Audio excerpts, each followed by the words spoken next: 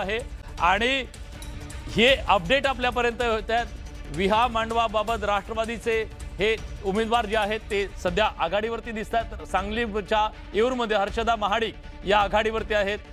छायदेव कारंडे, राहुल आखाडे हे पंचायत समितीमध्ये विजयी झाले. म्हणजे काही ठिकाणी आता विजय सुद्धा आपल्याला दिसू लागलेले आहेत आणि विजयाच्या सुद्धा जे आकडे आहेत आपल्यापर्यंत पोहोचू लागलेले आहेत.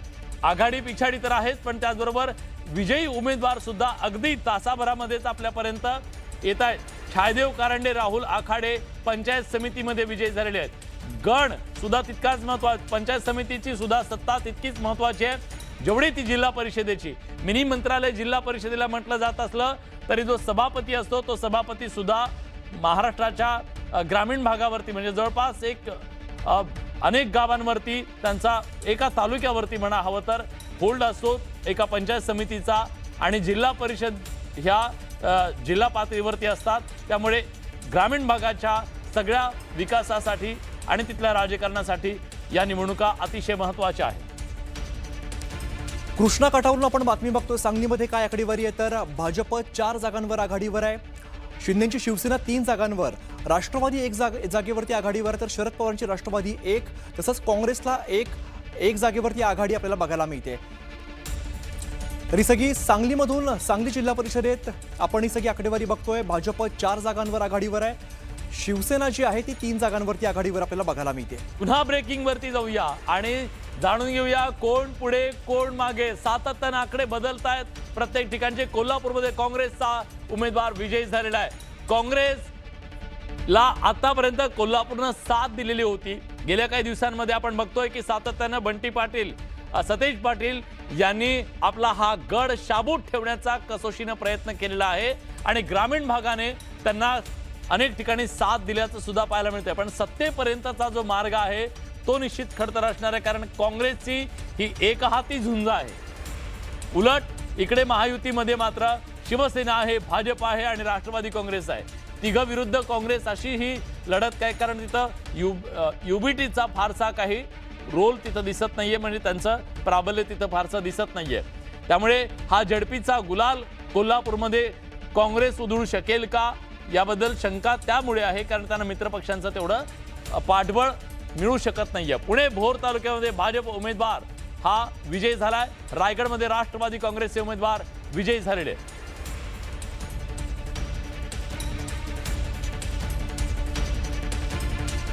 कोल्हापूरमध्ये काँग्रेसचा उमेदवार विजयी झालेला आहे.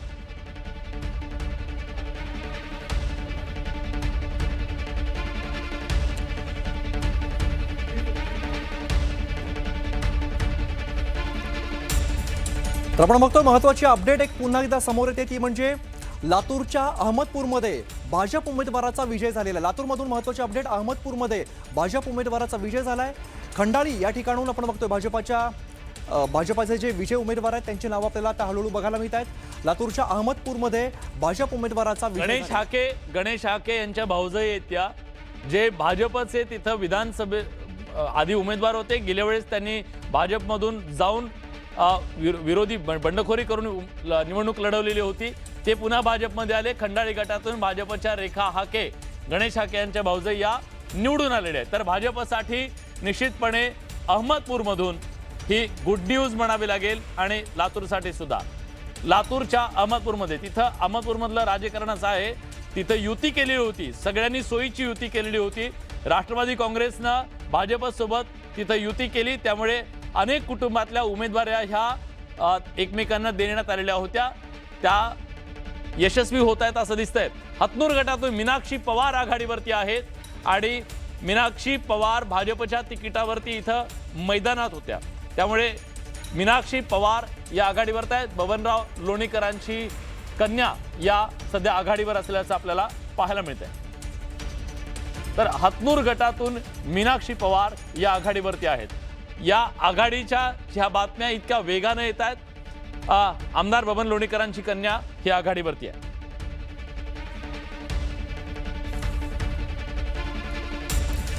तर आपण बघतो छत्रपती संभाजीनगर मधली आपण आकडेवारी बघतोय. भाजप 9 जागांवर आघाडीवर आहे. शिंदेची शिवसेना 5 जागांवरती आघाडीवर आहे. तर राष्ट्रवादी आपण बघतोय 3 जागांवर सध्या आघाडीवर आपल्याला बघायला मिळते. छत्रपती संभाजीनगरमध्ये शिवसेना उभाटा 2 जागांवर आघाडी असल्याचं सध्या चित्र आहे, तर काँग्रेसला 1 जागेवर आघाडी मिळवण्यात सध्या आपल्याला यश आलेलं बघायला मिळत आहे. छत्रपती संभाजीनगर जिल्हा परिषदेमध्ये नेमका कोणाचा झेंडा फडकणार हे पाहणं आता महत्त्वाचं असेल. मात्र इतर जे आहेत त्यांना अपक्षांना अजून आपलं खातं उघडता आलेलं नाहीये. तर पुन्हा एकदा अपडेट जाणून घेऊया. झडपीचा गुलाल कोण उधळतंय याची उत्सुकता. निलंग्यात सर्व गटात काँग्रेस उमेदवार आघाडीवरती. अतिशय धक्कादायक असेल हे निलंगेकरांच्यासाठी, कारण निलंगेकरांचा हा बालेकिल्ला, पण काँग्रेसनं इथं ताकद लावलेली होती. निश्चितपणे एक नवनेतृत्व म्हणून तिथं ज्या प्रकारे अभय साळुंके उभे राहत आहेत, तर हा त्यांनी दिलेला धक्का असेल का? निलंग्यात सर्व गटात काँग्रेस उमेदवार आघाडीवर, याचा अर्थ नेमका काय? नवे पारगाव गडामध्ये काँग्रेस उमेदवार आघाडीवर असल्याचं सुद्धा कळतंय. साताऱ्यात पाटखळ गडामध्ये भाजप उमेदवार विजयी झालाय असं कळतंय. आणि निलंग्याबद्दल आपण बोलत होतो. निलंग्यात काँग्रेस हे उमेदवार आघाडीवर जर असतील तर निश्चितपणे हा एक प्रकारचा निलंगेकरांना हादरा असू शकतो. कारण आतापर्यंत निलंगेकरांनी नगरपंचायत असेल किंवा आमदारकी असेल, प्रत्येक ठिकाणी आपला हा बालेकिल्ला शाबूत ठेवलेला आहे, त्याला धक्का लागू दिलेला नव्हता. पण आज काँग्रेस जर तिथं उमेदवार, सगळे उमेदवार जर आघाडीवरती असतील तर निश्चितपणे हा त्यांच्यासाठी एक प्रकारचा धक्का मानला जाऊ शकतो. नवे पारगाव गडामध्ये काँग्रेस उमेदवार सध्या आघाडीवर असल्याचं कळतंय. सातारा खाटखळ इथं सुद्धा आपण हे अपडेट घेतोय. विलास, धाराशिवमधून महत्त्वाचे अपडेट बघायला मिळते आपल्याला. भाजप जे आहे ते 1 जागेवर आघाडीवरती आहे, शिवसेना 1 जागेवरती आघाडी, तर राष्ट्रवादी 5 जागांवरती आघाडी असल्याचं बघायला मिळतंय. राष्ट्रवादी सध्या पुढे आहे, तर शिवसेना युबीटी 1 जागेवर पुढे आहे. तर काँग्रेसला अजून आपलं खातं उघडता आलेलं नाही. इव्हन इतरला सुद्धा अजून आपलं खातं उघडता आलेलं नाही. धाराशिवमधलं आपण हे सगळं चित्र बघतोय आणि अतिशय वेगानं हे सगळे आकडे आपल्याला बदलताना दिसत आहेत. आणि पुढच्या तासाभरात कदाचित चित्र सुद्धा स्पष्ट होईल की महाराष्ट्राच्या या मिनी विधानसभेमध्ये कुणाचं पाठबळ किती आहे. आणि सोलापूरमध्ये भाजपचे 21 उमेदवार, सोलापुरात शिवसेना आतापर्यंत 4 जागांवरती आघाडीवरती आहे. सांगलीमध्ये काँग्रेस फक्त 1 जागेवरती आघाडीवर आहे. काँग्रेसचा सांगली हा बालेकिल्ला राहिला. आणि आता म्हणजे सोलापूरमध्ये भाजपचे 21 उमेदवार आघाडीवर. याचा अर्थ असा आहे, राष्ट्रवादी काँग्रेस मध्ये मोहिते पाटलांचं जे वर्चस्व आहे त्या वर्चस्वाला हा सगळ्यात मोठा धक्का आहे. प्रणिती शिंदे यांना हा मोठा धक्का आहे, कारण ग्रामीण भागामधून त्यांना मोठ्या प्रमाणात लीड मिळालेलं होतं लोकसभेसाठी. आणि विधानसभेमध्ये सुद्धा आपण बघतोय की भाजपनं जी कमाल केली होती ती कमाल या निवडणुकीत सुद्धा कदाचित दिसू शकेल. 21 जागांवरती आघाडीवरती आहेत. तर हीच परिस्थिती सांगलीमध्ये बघा. सांगलीमधून आपण सध्या आकडेवारी बघतो. सांगलीमध्ये भाजप 6 जागांवर आघाडीवर आहे. शिवसेना जी आहे ती 4 जागांवर आपल्याला आघाडीवर बघायला मिळते. तर राष्ट्रवादी 2 आणि तुतारीला मात्र अजून इकडे आपलं खातं उघडता आलेलं दिसत नाहीये. आपण बघतोय सगळी सांगलीमधली आकडेवारी आपण बघतोय. काँग्रेसला 1 जागेवरती आघाडी आपल्याला बघायला मिळते, मात्र इतरना सुद्धा अजून आपलं खातं उघडता आलेलं नाहीये.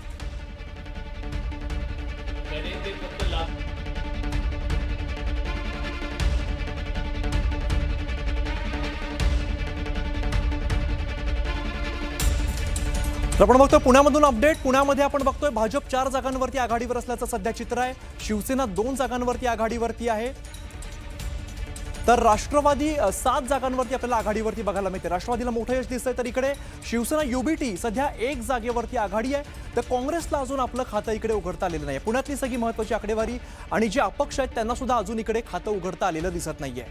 पुण्यामधनं ही सगळी महत्त्वाची आकडेवारी आपण बघतोय. पुण्यामध्ये आघाडी पिछाडीचा खेळ अजून बघायला मिळतोय. कल जसे जसे समोर येत आहेत तसे तसे आपण हे सगळे अपडेट्स घेतोय. दरम्यान धाराशिवमध्ये काय चित्र आहे आपण बघूया. धाराशिवमध्ये भाजप सध्या 2 जागांवरती आघाडीवरती आहे. तर शिवसेना सध्या 1 जागेवर आघाडी आहे. राष्ट्रवादी मात्र अजून मोठी आघाडी घेतलेली दिसते. 5 जागांवरती आघाडी दिसते. तर शिवसेना युबीटी 1 जागेवरती त्यांना पुढे जाण्यात यश मिळतंय. तर काँग्रेसला मात्र अजून इकडे सुद्धा खातं उघडता आलं नाहीये आणि अपक्षांना सुद्धा अजून इकडे खातं उघडताना आपल्याला दिसत नाहीये. धाराशिवमधली सगळी अपडेट आपण बघतोय. तर पुढची ब्रेकिंग काय आपण जाणून घेतोय. सातत्यानं हे अपडेट आपल्यापर्यंत येत आहेत.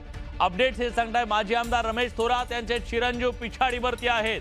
रमेश थोरात यांचा मोठा दबदबा या सगळ्या परिसरामध्ये राहिलेला होता. ते आमदार राहिलेले आहेत. आणि केडगाव परिसरातून तुषार थोरातांना 1068 मतांची पिछाडी. हे पिछाडी भरून काढणं सोपं नाहीये आता. त्यामुळे रमेश थोरात यांच्या चिरंजीवाचा हा जो प्रवास असेल पुढचा तो अतिशय खडतर असणार आहे.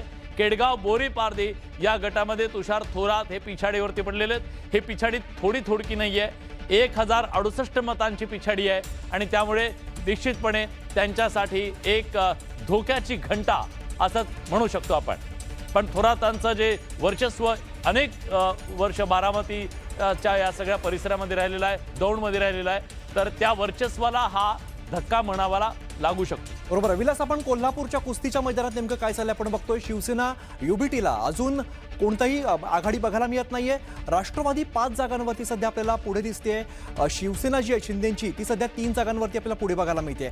भाजप जे आहे ते 5 जागांवरती सध्या आपल्याला आघाडीवर बघायला मिळते. आणि इकडे महत्त्वाची बातमी अशी आहे की अपक्ष जे आहेत, इतर जे आहेत, ते सुद्धा 3 जागांवरती आपल्याला सध्या पुढे बघायला मिळतात. मात्र काँग्रेसचा आकडा जो आहे तो आता सध्या तरी मोठा दिसतोय. काँग्रेस सध्या 8 जागांवरती आघाडीवर असल्याचं सध्या आपल्याला चित्र बघायला मिळत आहे. कोल्हापूरमधलं आपण हे सगळं बघतोय. कोल्हापूरच्या आखाड्यामध्ये नेमकं काय चाललंय, तर काँग्रेस 8 जागांवरती सध्या आपल्याला आघाडीवर बघायला मिळत आहे. तर पुढची अपडेट सुद्धा आपल्यापर्यंत पोहोचलेली आहे आणि या अपडेटच्या नुसार आमदार सचिन कल्याण शेट्टींच्या पत्नी या आघाडीवरती आहे. सोलापूरमधली ही बातमी आहे आणि सोलापूरमधल्या चपळगाव इथल्या गडामधून सागर कल्याण शेट्टी ह्या आघाडीवरती आहेत. कुडाळ मालवणमध्ये शिंदेची शिवसेना आघाडीवरती असल्याचं आपल्याला पाहायला मिळत आहे. आमदार सचिन कल्याण शेट्टींच्या पत्नी या आघाडीवरती आहेत. तर आघाडी पिछाडी चपळगाव गडातून, कदाचित त्या गटातून असू शकतात. सागर कल्याण शेट्टी हे आघाडीवरती आहेत. कुडाळ मालवणमध्ये शिंदेची शिवसेना हे आघाडीवर आहेत. आपण रत्नागिरीमधून बघूया सध्या काय चित्र दिसतं. तर रत्नागिरीमध्ये भाजप 3 जागांवरती आपल्याला आघाडीवर असल्याचं बघायला मिळत आहे. आकडे आपण बघतोय वेगाने बदलताना आपल्याला बघायला मिळत आहेत. शिवसेना सध्या 8 जागांवरती आघाडीवरती आहे. आकडे आता मोठा फरक सुद्धा आता अनेक ठिकाणी आपल्याला बघायला मिळतो, जसे जसे कौल समोर येत आहेत. राष्ट्रवादी जी आहे ती सध्या 1 जागेवरती आपल्याला आघाडी बघायला मिळते आणि इतर जे आहेत अपक्ष जे आहेत ते सध्या 3 जागांवरती आपल्याला पुढे बघायला मिळत आहे. रत्नागिरीतली सगळी आकडेवारी आपण बघतोय. रत्नागिरीमध्ये भाजप असेल, शिवसेना असेल, या सगळ्यांची प्रतिष्ठा पणाला लागलेली आहे. जिल्हा परिषदेमध्ये गुलाल नेमका कोणाला लागणार हे आपल्याला अगदी काही वेळामध्ये स्पष्ट होणार आहे. अमित, अनेक नेत्यांची राजकीय प्रतिष्ठा पणाला लागली याच्यासाठी, कारण त्यांनी त्यांचे जे कुटुंबीय आहेत ते इथं उतरवलेले होते. साताऱ्यामध्ये शिवरथ गडातून राष्ट्रवादीचे राजेश पवार हे विजयी झालेले आहेत. तर साताऱ्यात भाजपला मोठा धक्का बसलेला आहे.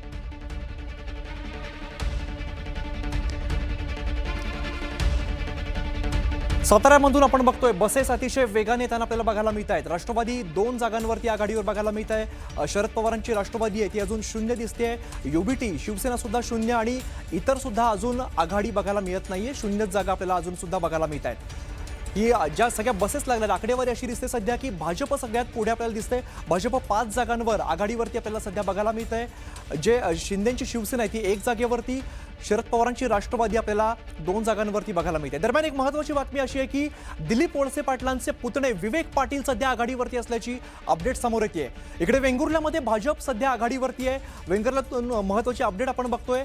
झेडपीचा गुलाल नेमका कोणाला लागणार याकडे सगळ्यांचं लक्ष आणि सावंतवाडीतून भाजप उमेदवार सध्या आघाडीवर असल्याचं आपल्याला बघायला मिळत आहे. वेगवेगळ्या ठिकाणची आकडेवारी, वेगवेगळ्या ठिकाणचे कल आपण बघतोय.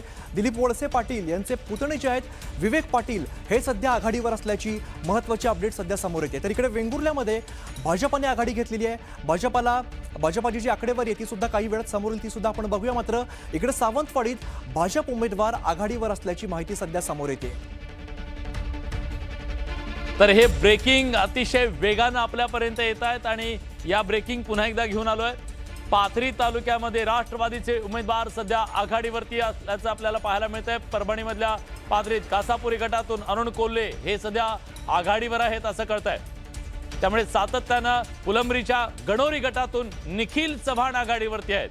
पुन्हा एकदा कुटुंबात उमेदवारी देण्यात आलेली होती. पाथरी ह्या ज्या उमेदवार आहेत त्या आमदारांच्याच आहेत.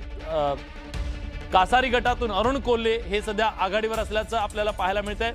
तर फुलंब्री तालुक्यातल्या गणोरी गटातून भाजप आमदार अनुराधा चव्हाण यांचे पुतणे निखिल चव्हाण हे आघाडीवरती आहेत असं कळतंय.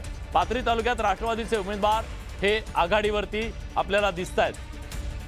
कासापुरी गटातून अरुण कोल्हे हे आघाडीवरती आहेत. पुढे आपण लातूरमध्ये जातो. लातूरमध्ये आपले ड्रोन काय घेऊन येतात बघूया. भाजप 8 जागांवर आघाडीवरती आहे, शिवसेना 2 जागांवर, राष्ट्रवादी 3 जागांवरती आघाडी बघायला मिळते. शरद पवारांची राष्ट्रवादी 2, काँग्रेस 7 जागांवरती आघाडी आपल्याला बघायला मिळते. मात्र इतर हे 4 जागांवरती आपल्याला पुढे बघायला मिळतात. लातूरमधली सगळी आकडेवारी बघतोय. लातूरमधून वेगाने हे सगळे अपडेट्स आपल्याला समोर येताना दिसत आहेत.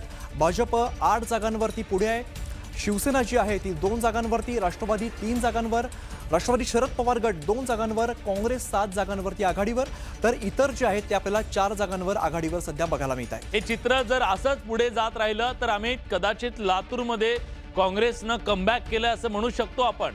कारण ज्या प्रकारे मंत्री भरत गोगावलेंचे सुपुत्र विकास गोगावले आघाडीवर असल्याचं कळतंय. बिरवाडी जिल्हा परिषद गटातून ते आघाडीवरती आहेत. आपण सातत्याने म्हणतोय की अनेक नेत्यांनी आपल्या कुटुंबामध्ये ही तिकीटं दिलेली होती. पुढची पिढी सेट करण्याचा प्रयत्न हा सगळ्यांकडून झालेला दिसला.